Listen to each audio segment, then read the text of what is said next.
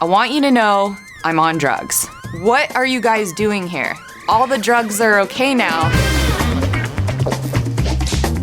Hi, my name is Rachel Wolfson, and this is a story about how I confronted D.A.R.E while high on mushrooms. Basically, the first time I ever tripped on mushrooms was with an ex-boyfriend of mine. We were at his house and he's like, let's take some, and they start to hit.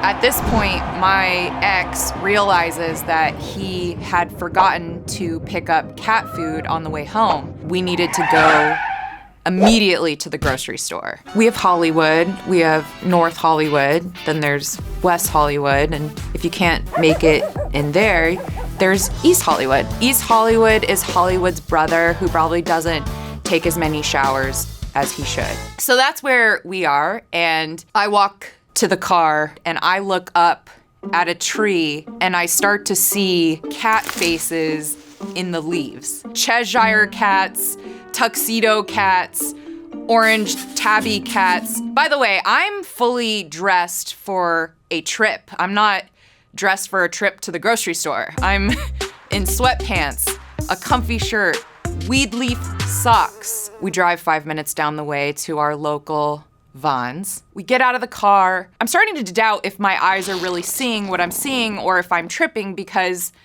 this has never happened to me before. Outside of the Vons in Hollywood was D.A.R.E, the dare to keep kids off drugs and violence. I was so excited to meet D.A.R.E, I wanted to buy some D.A.R.E merch. I was hoping that they were gonna sell me a t-shirt, an ashtray, I don't know. I went up to the table and I was like, listen, I want you to know I'm on drugs. What are you guys doing here?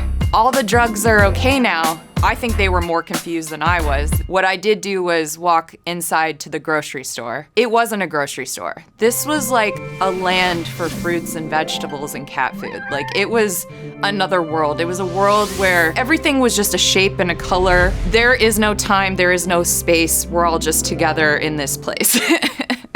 So I made my way to the cat food aisle, which I wouldn't even consider an aisle. It was a library of nutrition. I sat down because I had a lot to learn. I've never looked at cat food the same, because every can was a different color and it was different shades of colors. It was neon, pink, green, blue, orange, and they all had different meanings. I started to listen to what these cans had to say to me. All I could hear was, carefully crafted for over 35 years. I'm carefully crafted for over 35 years. It wasn't food, it was nutrition for the mind. What I learned was that I should probably adopt 3 cats. I didn't even have cats in my life at this point. So there I was sitting on the floor, which felt like a lifetime, 9 lifetimes actually. But in reality, it was probably 60 seconds. My boyfriend at the time noticed I was sitting down and communicating with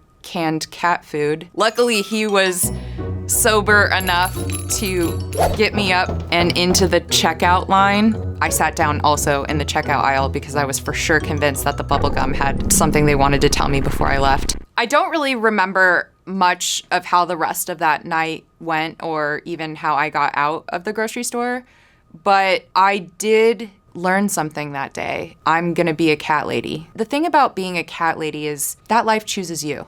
So, check me out. Me out. Tales from the